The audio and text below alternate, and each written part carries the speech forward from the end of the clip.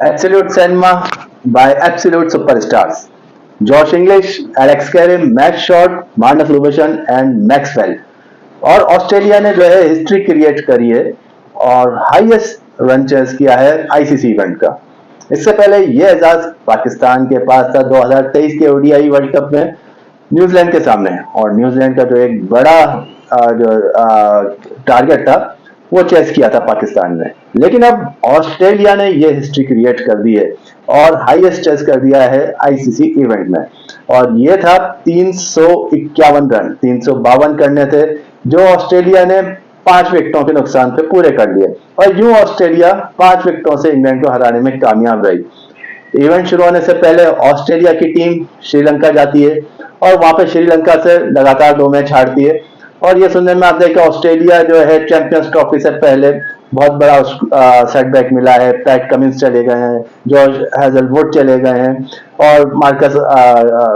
Stoinis चले गए हैं। बड़े बड़े प्लेयर उनके जो है रूल आउट हो गए थे चैंपियंस ट्रॉफी से, और कहा जा रहा था ऑस्ट्रेलिया काफी वीक हो गई है। लेकिन ऑस्ट्रेलिया ने फिर से आज साबित किया है कि ऑस्ट्रेलिया जो है किसी भी आईसीसी इवेंट में जो है एक बिल्कुल चेंज ऑस्ट्रेलिया होती है और दूसरे सामने ओपोनेंट के लिए खतरनाक टीम साबित होती है। और यही हुआ जब इंग्लैंड ने आज मैच शुरू हुआ और पहली इनिंग स्टार्ट करी, तो इंग्लैंड ने एक बहुत बड़ा जो है 351 रन 352 का टारगेट दिया, जो कि एक बहुत बड़ा पहाड़ लगता था, और सब यही जान रहे थे कि जो इंग्लैंड है ये आराम से जीत जाएगा। और हुआ भी कुछ शुरू में ऐसे ही, मैच शॉट के आउट होने के बाद जो है ऑस्ट्रेलिया थोड़ा सा स्ट्रगलिंग पे आया, और फिर तकरीबन शुरू की 4 विकेटें भी ऑस्ट्रेलिया की जो है 136 रन पे गिर चुकी थी जब 22वां ओवर चल रहा था। वहां से ऐसा लगता था कि अब ग्रिप जो है इंग्लैंड के हाथ में है। लेकिन वहां से जो पार्टनरशिप लगती है, जॉश इंग्लिश बेहतरीन बल्लेबाज रहे ऑस्ट्रेलिया के आज के, और वो उनकी जो बैटिंग थी, मतलब सेंचुरी उन्होंने स्कोर करी, और 120 रन सिर्फ 86 बॉलों पर उन्होंने डाले, जिसमें उनके जो है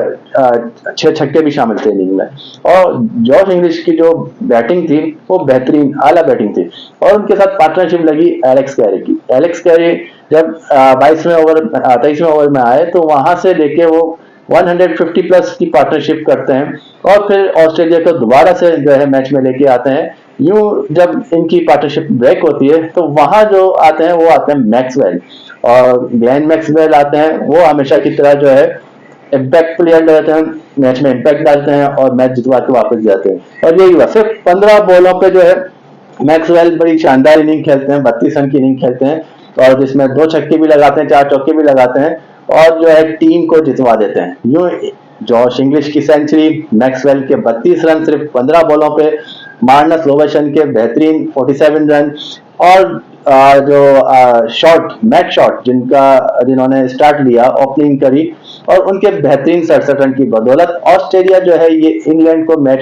हराने में कामयाब हो जाती है, और यूं 5 विकेटों से जीत अपने नाम करती है। और मैच चैंपियंस ट्रॉफी के स्टार्टर का पहला मैच जीत इंग्लैंड को हरा के ये अलार्मिंग होती है और टीमों के सामने जो समझ रही थी कि ऑस्ट्रेलिया शायद वीक हो चुकी है। लेकिन ऑस्ट्रेलिया एक नई जद्दोजहद और नई तरीके से सामने आई है, और ये हमेशा होता है आईसीसी इवेंट में, ऑस्ट्रेलिया बिल्कुल चेंज होकर सामने आती है। आज का मैच बहुत बड़ा था, 700 प्लस रन आज के मैच में हुए। पिच सपोर्टिंग पिच थी बैटिंग के लिए, फ्लैट पिच थी बिल्कुल, और बॉल सीधा सीधा बल्ले पे आ रहा था, मिडिल ऑफ बैट आ रहा था, और इधर स्पिनर्स को थोड़ी बहुत हेल्प थी, लेकिन पेस बॉलर के लिए भी हेल्प थी, और ओवरऑल पिच जो है बैटिंग के लिए बहुत साजगार थी। और यही वजह थी कि इंग्लैंड ने जब बैटिंग का आगाज किया तो उनके बैन डैकेट ने जो है 168 रन की इनिंग खेली, सेंचुरी मारी, बेहतरीन सेंचुरी मारी, सिर्फ 143 बॉलों पे 168 रन किए, जिसमें उनके 17 चौके शामिल थे और 3 छक्के भी शामिल थे। बैन डैकेट और जो रूट की जो पार्टनरशिप लगती है वो 158 रन की लगती है, जिसकी बिना पे इंग्लैंड जो है वो 351 रन का जो टारगेट देती है, 352 का टारगेट देती है। और जो बॉलिंग होती है ऑस्ट्रेलिया की तरफ से, उसमें सबसे ज्यादा अहम किरदार बेन डिवॉर्शेस, और चौथा ही मैच था उनका, उनको डेब्यू किए तो इतना अर्सा हुआ नहीं है, लेकिन उनकी बॉलिंग बड़ी आला होती है, और 3 विकेटें निकाल देते हैं वो इंग्लैंड के, साथ देते हैं Adam Zampa spinner, leg spinner, 2 विकेटें वो हासिल करते हैं। आज के ऑस्ट्रेलिया और इंग्लैंड के मैच ने साबित कर दिया है कि ये जो पिच है ये 300 प्लस पिच है और यहाँ पे आप 340 और 350 रन बनाने के बाद भी ये नहीं कह सकते कि मैच आसानी से जीत जाएंगे और टोटल जो है चेज नहीं हो सकता, क्योंकि 350 रन बनाने के बाद भी